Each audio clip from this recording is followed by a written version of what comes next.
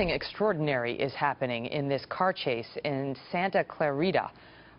Trace Gallagher has got the extraordinary details. Trace.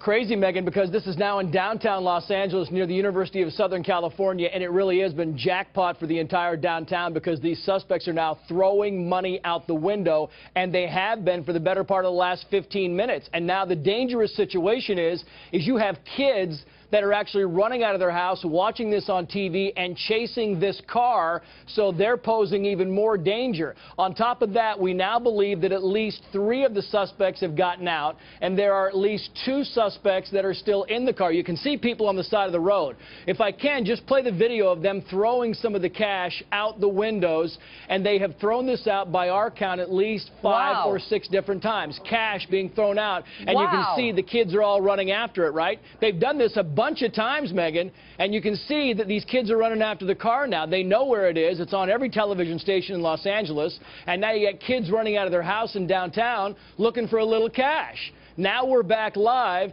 They're still down by the University of Southern California, about in that area of downtown, and people know where they are. And now, on top of the bank robbery, we have confirmed that there is a handgun involved in this. So we know, as the police officers say, they are armed, they are reckless, they are dangerous, and they have led police up to a dozen cruisers on this high-speed chase at times of 110 miles per hour for almost 1 solid hour. Look at the people on the side looking for the money.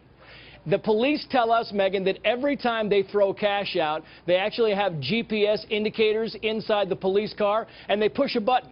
Every time they push money out, they push a button, and that is location of another crime scene. So every place they put money out, they go back and try to get the cash. Good luck trying to gather up all that cash, because a lot of it's down. You see them throwing something else out back there?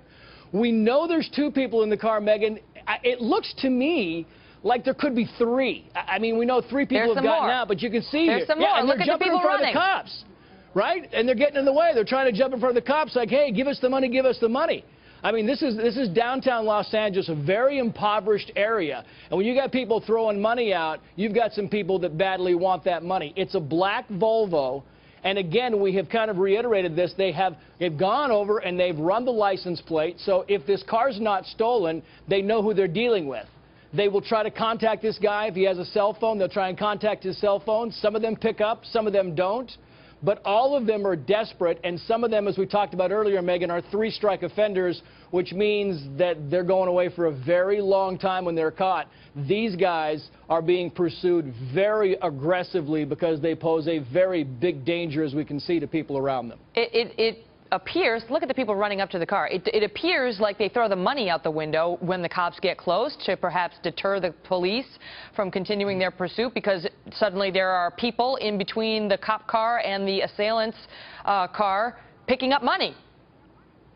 Yeah, and the interesting thing about this, Megan, is if they want to get away from the cops and get some distance, they keep kind of going around in circles or kind of winding around in different areas, and there are a number of freeway entrances they could get back on, get on the freeway, and increase this chase, or at least lengthen this chase, and so far they've chosen not to do that.